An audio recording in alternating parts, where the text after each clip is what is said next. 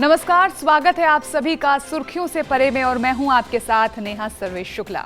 सुर्खियों से परे में बात करेंगे उन खबरों की जो हेडलाइंस तो नहीं बन पाई लेकिन आपके लिए जानना जरूरी है। आइए शुरुआत करते हैं हेडलाइंस के साथ। महाकुंभ में सभी स्नान पर्वों में समय पर हेलीकॉप्टर से पुष्प वर्षा करवाएगी यूपी सरकार, दिए गए जरूरी निर्देश।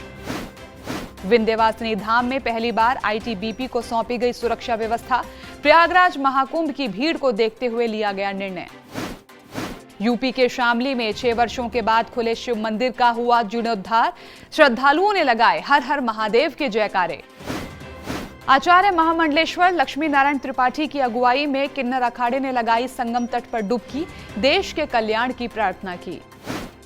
अब खबरें विस्तार से। उत्तर प्रदेश सरकार महाकुंभ में सभी स्नान पर्वों पर हेलीकॉप्टर से भक्तों पर पुष्प वर्षा कराएगी। पहले शाही स्नान और स्नान पर्वों पर श्रद्धालुओं पर गुलाब की पंखुड़ियों से बरसात की गई। इसी दौरान श्रद्धालुओं ने जय श्री राम और हर हर महादेव के जयकारे लगाए। इस दौरान संगम तट के घाटों और अखाड़ों को फूलों से ढक दिया गया। हालांकि पौष पूर्णिमा पर पुष्प वर्षा में थोड़ी देरी हुई थी और अब इसे समय से ही करने के निर्देश दिए गए हैं।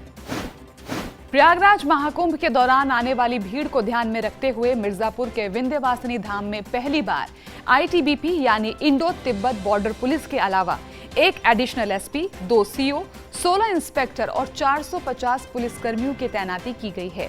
इसके अलावा जिले के दूसरे प्रमुख मंदिरों और पर्यटन स्थलों पर श्रद्धालुओं की सुविधा के बेहतर इंतजाम किए गए हैं। इसमें ठहरने, भोजन, स्वास्थ्य और पार्किंग की व्यवस्था शामिल है। उत्तर प्रदेश के शामली में 6 वर्षों बाद खोले गए शिव मंदिर का जीर्णोद्धार कर पूजा अर्चना की गई। मंदिर में पुजारी भी नियुक्त कर दिए गए हैं। 35 साल पुराने इस मंदिर में लगभग 6 साल से दर्शन पूजन बंद था, क्योंकि यहां से एक के बाद एक कई हिंदू परिवार धीरे धीरे दूसरे स्थानों पर जाकर बस गए थे। इसी वजह से मंदिर की देखभाल नहीं हो पा रही थी। किन्नर अखाड़े की आचार्य महामंडलेश्वर लक्ष्मी नारायण त्रिपाठी की अगुवाई में अखाड़े के सदस्यों ने संगम में डुबकी लगाई। इस अवसर पर किन्नर अखाड़े ने देश की समृद्धि, कल्याण और शांति के लिए प्रार्थना की। किन्नर अखाड़े के स्नान ने देश की विविधता भरी संस्कृति और सनातन परंपराओं की एक विशेष छवि प्रस्तुत की है। इससे पूरे विश्व को संदेश गया कि समाज के हर वर्ग का उत्थान और कल्याण भारतीय संस्कृति का अभिन्न अंग है। उत्तर प्रदेश के विंध्याचल धाम में दर्शनार्थियों को अब जल्द ही मल्टी लेवल पार्किंग की सुविधा मिलेगी। बाहर से आने वाले वाहनों को पार्किंग के लिए इधर उधर भटकना नहीं पड़ेगा।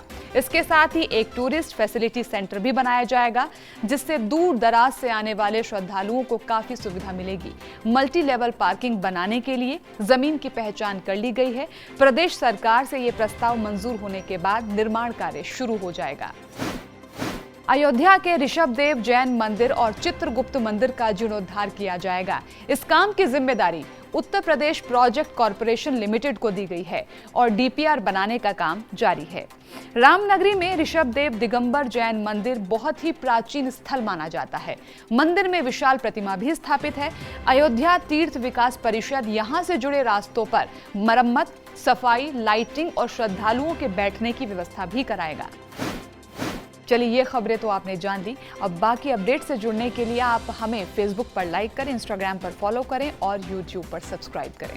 सुर्खियों से परे में आज के लिए सिर्फ इतना ही। हमें दीजिए इजाजत। नमस्कार।